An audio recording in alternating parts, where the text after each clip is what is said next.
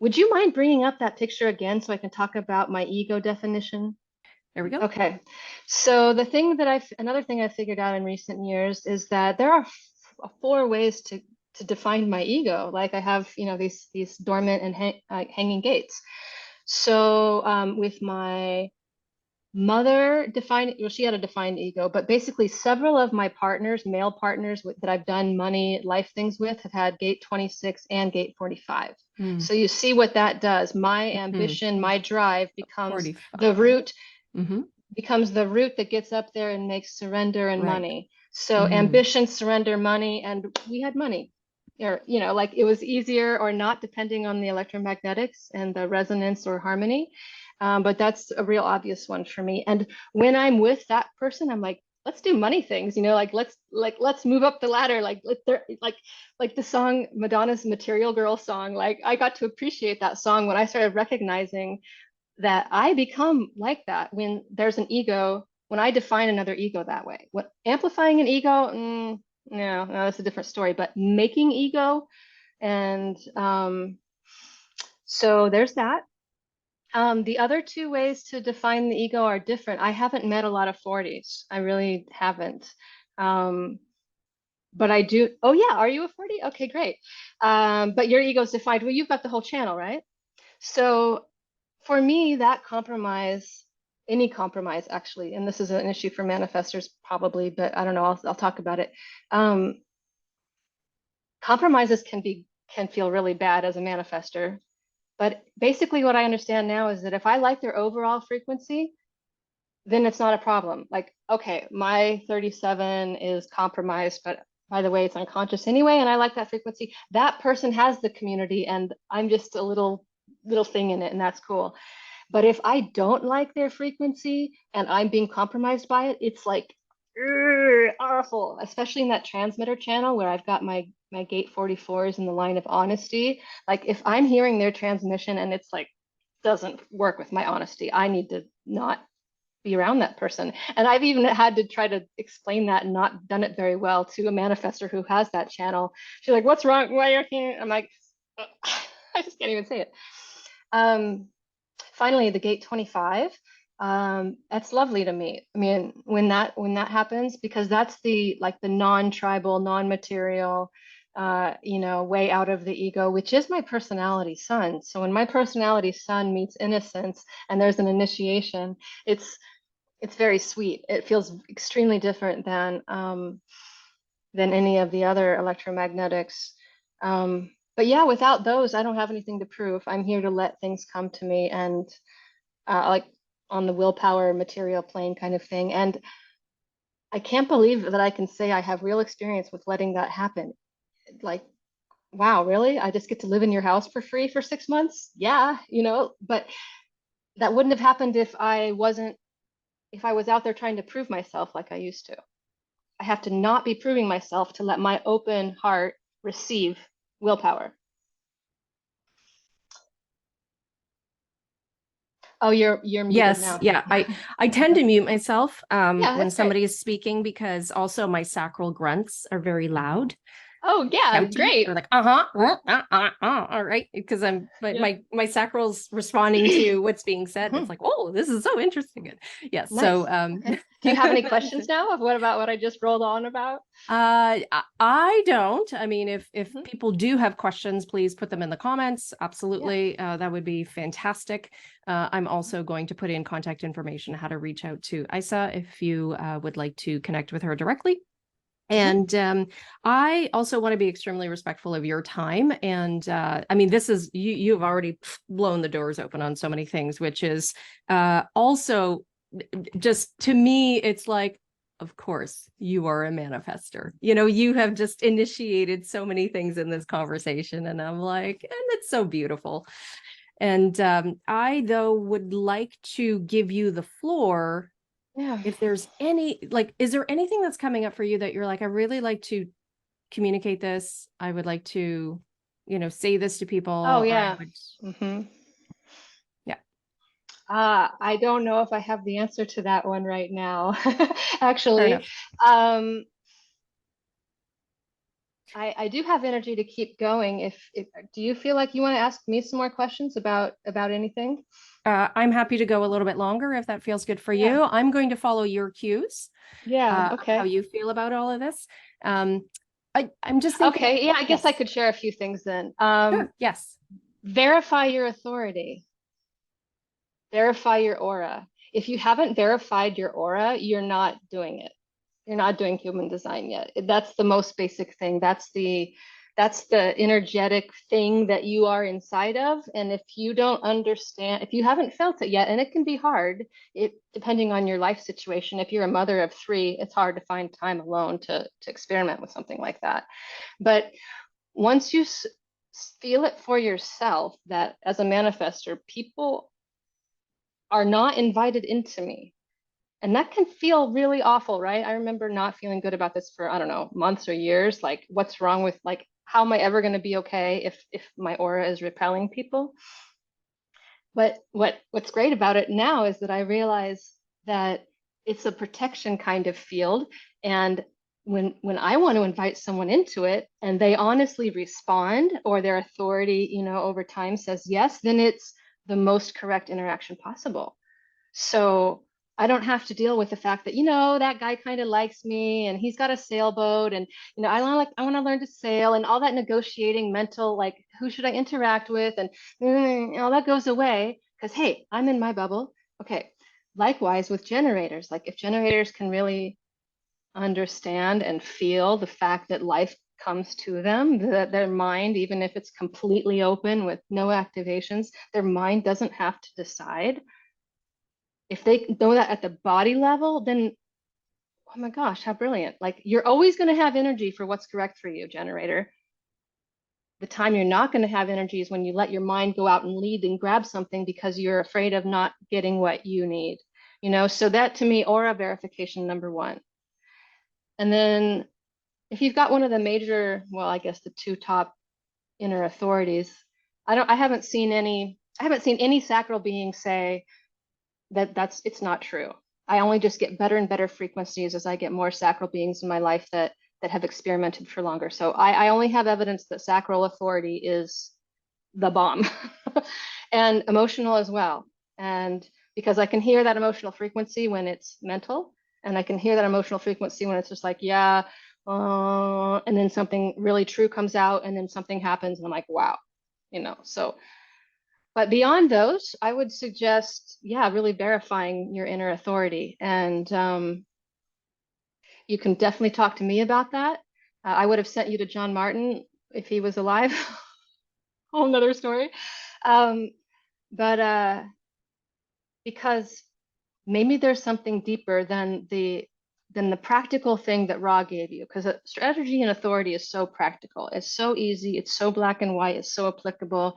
Um, but if you're a mental projector, if you're a splenic manifester with black personality channels, you might want to do what I did and check out your tonal cognition. But then that's going to lead you into your substructure and these deeper layers of what's happening in your body. And when you start going there, you recognize, you get into, at least I did, into the understanding that I'm actually only just mentally learning how to watch the movie that is me. And the no choice thing becomes more and more apparent. But then sometimes it's so great. Like, sometimes I just, like, thank God I'm not writing the script for my life.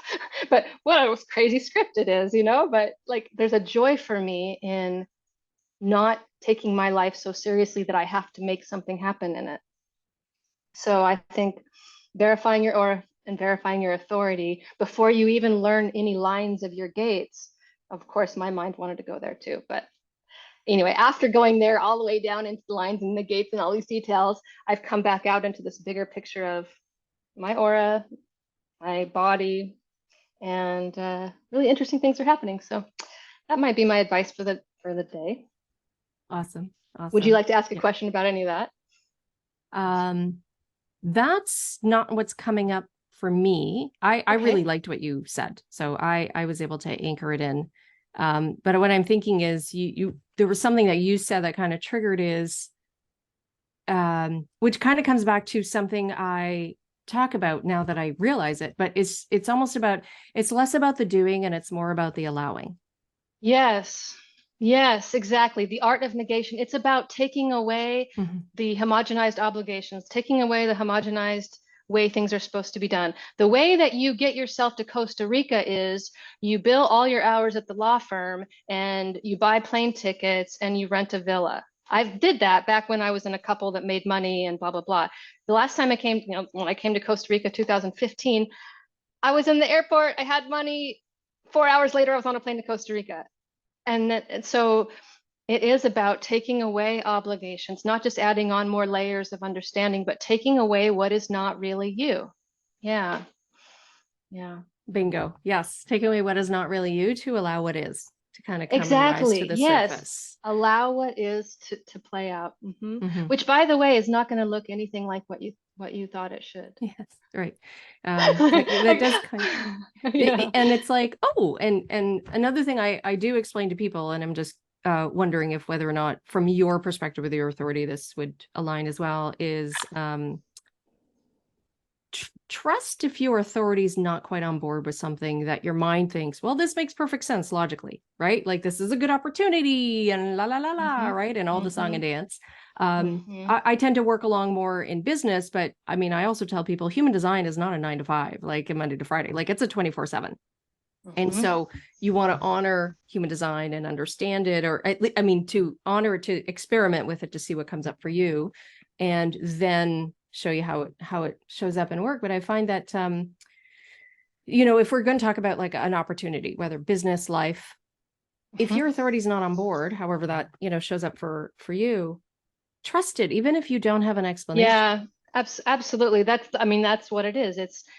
Are you a nine-centered being? That's the experiment. Nine-centered being, the mind is not there to make decisions. The inner authority is, wherever that inner authority might be, it's not mind. At the very least, it's not mind. Yeah. It's simply not mind. And so I've had a lot of generators that are in my life, well, not in my life, in my online life, who had time with Ra back when. So they have a couple decades at least of trusting their sacral authority. And, they just move from thing to thing. Am I going to fix that? Sacral says no. Am I going to eat that? Sacral says yes. And their trust in life is so grand. It's so deep that they trust life. They trust their body on big things like spending money and little things like changing the blah, blah, blah. So yeah, trusting yourself, trusting that there's something in your body that knows something that your mind Mm-hmm. can't know. Mm-hmm. And then it gets really mystical eventually too, right? And actually for generators, it can be so fast how mystical it is, right? So yeah, It's trusting. yes, because I mean, even though I'm emotional authority, I do have a sacral, so that does help for some of Yeah, the smaller stuff in the moment. But yeah. I like to tell people, and this is where I kind of go back to, your cells are more intelligent than your brain, so don't even try to negotiate that. Mm-hmm. Just but more and but to give them a chance to kind of lay off, like take their foot off that gas, the brain, logic, Yeah, decision making gas. yeah. But more so because I'll tell the people, it's almost like it reminds me of almost like an Abraham Hicks thing. There's a vortex, and your authority can sense what's coming around the corner before Mm-hmm. your mind knows what it is. And so Yeah, if your authority, your sacral, your emotional, whatever, is not on board with something that looks on paper to yeah. be, well, this should be a yes, Mm-hmm. like Mm-hmm. it checks the boxes, right? Right. But if your authority isn't giving you that green light, hell yes, whatever that looks like for you, or splenic, like danger, Will Robinson, like why is it giving me a danger signal? I don't understand. That the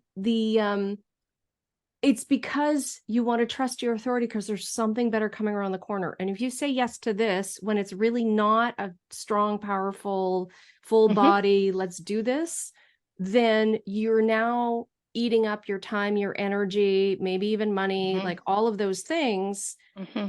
And you've committed to that and you have to fulfill it when now you don't have the time and the energy and the bandwidth to actually say yes to this thing, which was just waiting in the wings.